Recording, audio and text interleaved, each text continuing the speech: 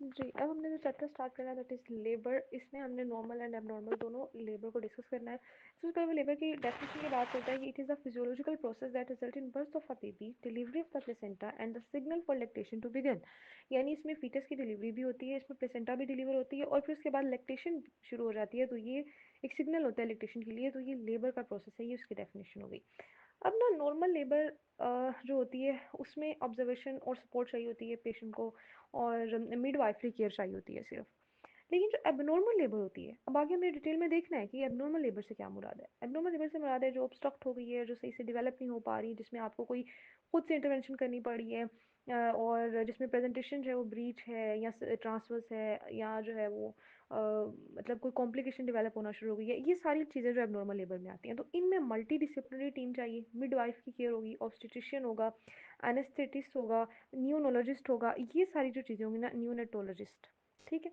ये सारे आपको वहाँ पर मौजूद चाहिए एक आइडियल केस में एबनॉर्मल लेबर के लिए, ठीक है। और नॉर्मल के मैंने बताया simply observation, support, emotional support और मिडवाइफरी केयर।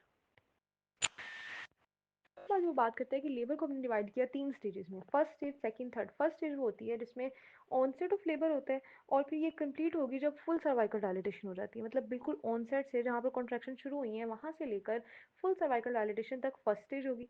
सेकंड जो स्टेज होगी वो फुल सर्वाइकल डायलिटेशन से शुरू होगी और बर्थ ऑफ बेबी, बर्थ के बाद वो ख़त्म हो जाएगी। थर्ड स्टेज जो है ये बर्थ ऑफ बेबी से, बर्थ ऑफ बेबी के ख़त्म होने पर ये शुरू होगी, और ये प्लेसेंटा की कंप्लीट डिलीवरी के बाद ख़त्म होगी। तो इस तरह से तीन स्टेजेस है। अगर मैं कहूँ कि फर्स्ट स्टेज है तो उसमें सिर्फ प्रिपरेशन होती है, सिर्फ तैयार हो रही होती है यूट्रस और जो बर्थ कनाल है वो तैयार हो रही होती है बेबी की डिलीवरी के लिए। सेकंड स्टेज में बेबी डिलीवर हो जाता है और थर्ड स्टेज में प्लेसेंटा डिलीवर हो जाती है। तो ये तीन हमारी मेजर स्टेजेस होती हैं लेबर की।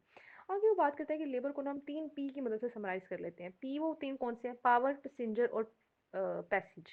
पावर से मुराद है कि फोर्सेस, दो तरह की फोर्स है। एक तो फोर्स ये है कि जो यूट्रस है, यूट्रस के जो मसल है वो कॉन्ट्रैक्ट कर रहे हैं, उनकी जो कॉन्ट्रैक्शन है वो एक सोर्स बन रही है, और वो सोर्स है जो कि फीटस को पास करवाएगी बर्थ कनाल में से।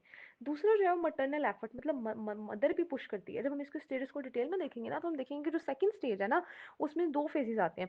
एक जो पहला फेज है उसमें तो सिर्फ यूट्रस कॉन्ट्रैक्ट कर रही है, उस वजह से फीटस मूव कर रहा है, डिसेंड हो रहा है। लेकिन जो दूसरा फेज है उसमें मदर भी जो है ना पुश करना शुरू करती है। तो मटरनल जो पुश है वो भी एक फोर्स है जो कि पावर में आएगी। अच्छा, उसके बाद दूसरा था पैसेज। पैसेज है बर्थ कनाल, यानी वो जहाँ से फीटस ने गुजरना है। अब उसमें बोनी पेल्विस भी आ जाती है, उसमें पेल्विस फ्लोर के मसल्स भी आ जाते हैं, और इसमें प्रीनियम के सॉफ्ट टिश्यूज भी आ जाते हैं। ये सारी चीज़ें हैं जो मिलकर पैसेज बनाएंगी, ठीक है। और तीसरा था पैसेंजर। पैसेंजर में फीटस आ जाता है, फीटस का साइज, उसका जो है प्रेजेंटेशन क्या है, उसका साइज कैसा है, उसकी पोजीशन क्या है।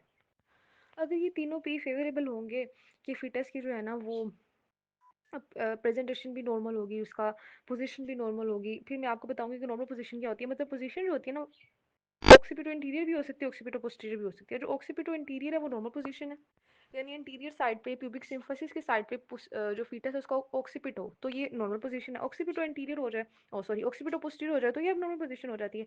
फीटस की पोजीशन अगर नॉर्मल हो, उसकी प्रेजेंटेशन नॉर्मल हो, जैसे प्रेजेंटेशन जो है वो ये होता है कि उसकी प्रेजेंटेशन ब्रीच भी हो सकती है, उसकी प्रेजेंटेशन सेफेलिक भी हो सकती है। सेफेलिक नॉर्मल होती है, बाकी अब नॉर्मल होती है। फीटस का साइज भी नॉर्मल हो कि स्मॉल है या लार्ज है, जैसे मैक्रोसोमी में बहुत बड़ा होता है वो। और अगर पैसेज के हिसाब से देखें तो जो पेल्विस है वो गायनिकोइड पेल्विस हो।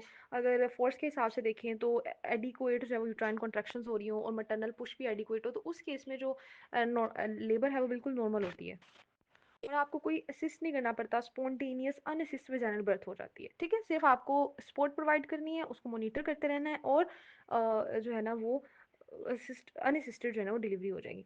अब अगर इनमें से कोई अनफेवरेबल हो, या तो फीटस की पोजीशन में, प्रेजेंटेशन में कोई मसला हो, या पैसेज में कोई मसला हो, या फिर पावर में कोई मसला हो, तो उस केस में लेबर एबनॉर्मल हो जाएगी, जिसकी वजह से आपको इंटरवेंशन करनी पड़ेगी, और इंटरवेंशन की वजह से मोर्बिडिटी और मोर्टेलिटी का रिस्क भी इंक्रीज हो जाएगा। तो इस तरह से आपने नॉर्मल और एबनॉर्मल लेबर को डिफरेंस को याद रखना है। आगे वो ना कुछ बातें करता है मैटरनल पेल्विस के बारे में, कि मैटरनल पेल्विस में इनलेट आता है, फिर मिड पेल्विस आती है, फिर आउटलेट आता है। जो इनलेट होता है ना उसको एंटीरियरली बाउंड किया होता है प्यूबिक सिम्फसिस की अपर बॉर्डर ने, लैटरली जो है ना वो प्यूबिक बोन के अपर मार्जिन होते हैं। और साथ ही एला होते हैं सैक्रम के, और पोस्टीरियरली जो है वो सैक्रम की प्रमंटरी होती है।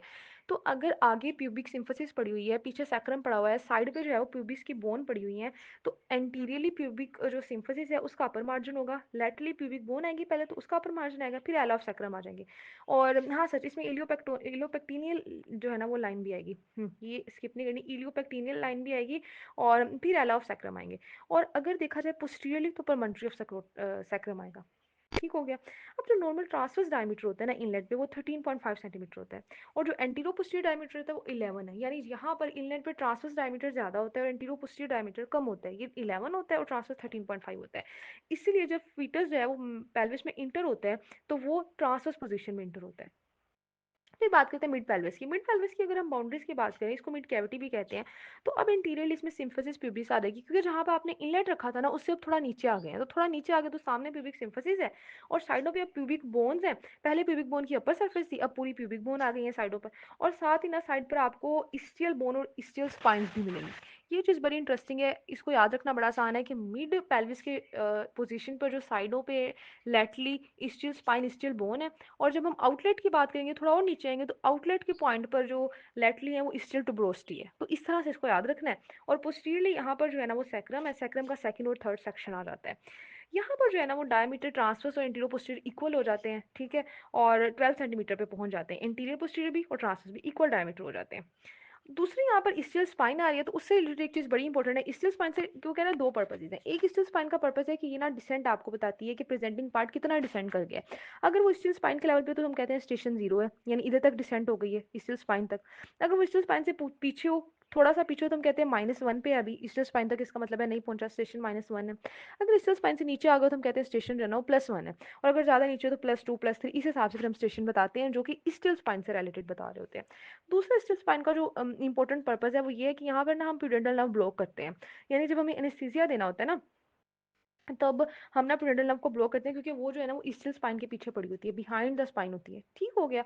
तो ये यूजुअली तब करते हैं इसको ब्लॉक जब हमें फोर्सेप या वैक्यूम डिलीवरी करवानी हो, तो इन दो चीज़ों के लिए ईस्टल स्पाइन इंपॉर्टेंट है। और जो स्टेशन जीरो है वो कह रहा है इंपॉर्टेंट लैंडमार्क है और इंस्ट्रूमेंटल डिलीवरी के लिहाज से। अब बात करनी है जी आउटलेट की। आउटलेट में इंटीरियरली क्या है, आउटलेट में इंटीरियरली सिम्फिसिस प्यूबिस का लोअर एंड आ गया, उसका लोअर मार्जिन आ गया, इनलेट में अपर मार्जिन था, आउटलेट में लोअर मार्जिन आ गया। लैटरली मैंने कहा कि स्टिल टुब्रोसिटीज आती हैं, इसके अलावा पिविक बोन के रेमाई आ गए, डिसेंडिंग रेमस आ गए, और पोस्टीरियरली लास्ट पीस आ गया सैक्रम का। अब जो एपी डायमीटर है, यहाँ पर एपी डायमीटर ज़्यादा है, 13.5 सेंटीमीटर, और यहाँ पर ट्रांसवर्स डायमीटर सिर्फ 11 सेंटीमीटर है, तो यहाँ पर इनलेट से उल्ट काम हो गया है। इसीलिए यहाँ पर ट्रांसवर्स वाइडेस्ट डायमीटर है, और इनलेट पे जो था वो एंटीरो पोस्टीरियर जो था, यहाँ पर एंटीरो पोस्टीरियर वाइडस डायमीटर है, और इनलेट पे जो था वो ट्रांसवर्स डायमीटर वाइडस था। तो इसीलिए इंटर तो पेल्विस में फीटस ने ट्रांसवर्स पोजीशन में होना है, लेकिन ये जरूरी है कि मिड पेल्विस में आके वो रोटेट करे, ताकि आउटलेट में आते तक वो एंटीरो पोस्टीरियर पोजीशन में आ जाए। तो ये जरूरी होता है, इसीलिए फीटस साइड की रोटेशन होती है, और ये रोटेशन मिड पेल्विस के लेवल पर होती है, क्योंकि वहाँ पर जो है वो एंटीरो पोस्टीरियर और ट्रांसवर्स दोनों डायमीटर इक्वल हो जाते हैं, दोनों 12 सेंटीमीटर हो जाते हैं। तो यहाँ पर रोटेट वो करता है, और फिर आउटलेट से वो एंटीरो पोस्टीरियर पोजीशन में, जो कि मैंने बताया कि ऑक्सीपिटो एंटीरियर पोजीशन नॉर्मल है, उस पोजीशन से वो डिलीवर हो जाता है। ठीक हो गया। ये तो था आपको इनलेट आउटलेट के बारे में बताना। आगे पेल्विक शेप आ जाती है। जो पेल्विक की